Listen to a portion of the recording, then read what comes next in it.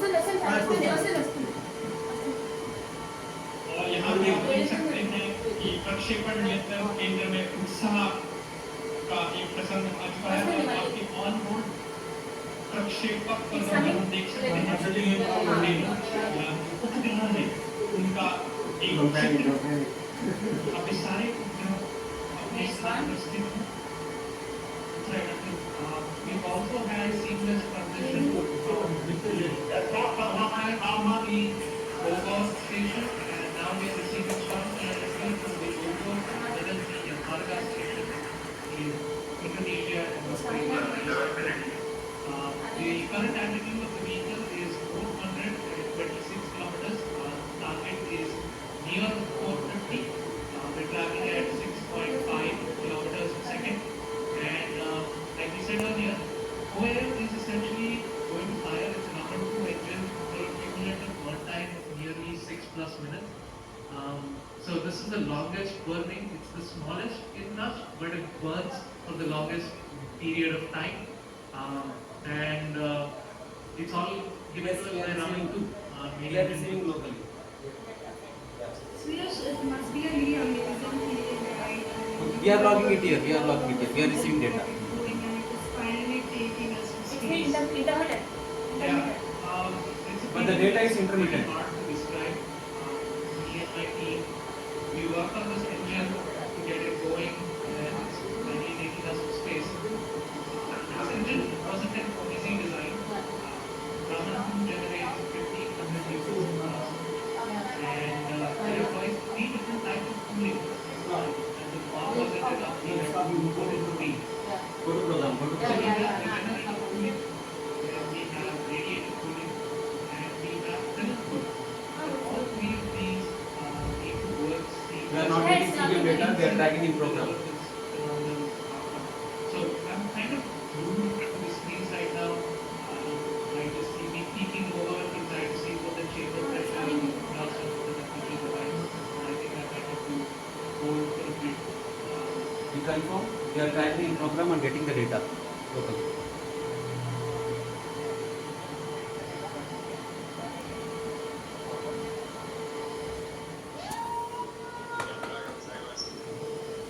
Something happened. Oh, yeah. Again, we are getting. Yeah, they are getting.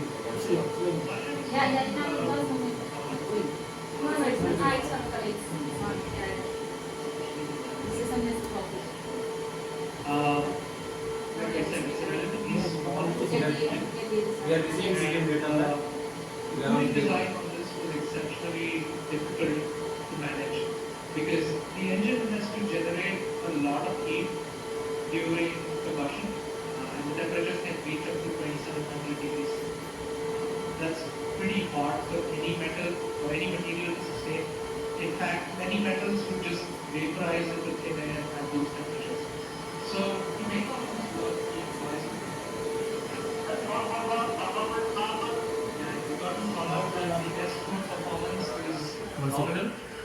And so I was mentioning about the regenerative cooling, and the best way to understand this type of cooling is to imagine multiple tubes joined side by side and then arranged into a circular fashion to form the thrust chamber.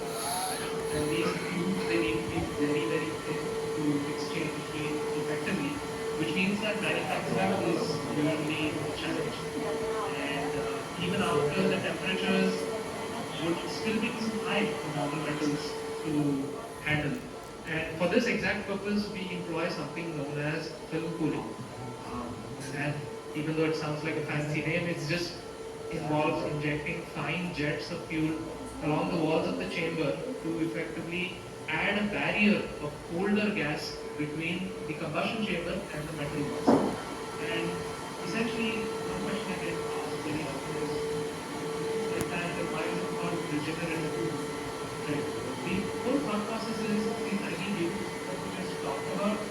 Those और यहाँ पर हमको mission नियंत्रण के लिए संकेत मिल रहे हैं कि चरण का भी परफॉर्मेंस सामान्य है और अभी यान 450 किलोमीटर की ऊंचाई तक पहुंच चुका है जो कि उसका निर्धारित कक्षा है और पोस्ट फेज प्रारंभ, जी हाँ, and it's traveling at 7.3 kilometers per second at an altitude of 453 kilometers right now. So coming back to the regenerative cooling, the tiny tubes around the thrust chamber of the engine essentially have fuel pump rule.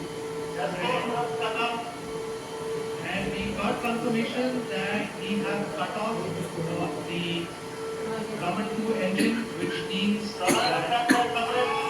and we have separation of the Solaris satellite and the Scope satellite. Both satellites have been deployed successfully, and we have reached space on our first attempt successfully. इतिहास में पहली बार एक यान ने अपने प्रथम परीक्षण उड़ान में ही उपग्रहों को उनकी निर्धारित कक्षा में स्थापित कर दिया है। And now comes something very, very interesting. You can see on your screen from onboard the cosmic gloom and the micro part. And we have sunrise behind it. It is the dawn of a new space era. ये एक नए अंतरिक्ष युग का प्रारंभ है। सूर्य की किरण ने ये प्रकाशित कर दिया। Has actually completely redefined orbital flights, I guess. Yes, अवश्य। ये कठिन युग है। So right now we are waiting the Cosmos satellite to and we've heard call from the mission director that the Agaman mission is a grand success. सफलतापूर्वक प्रथम mission आगमन ने इतिहास के पन्नों में अपना नाम अंकित कर दिया। Hello space, we have arrived.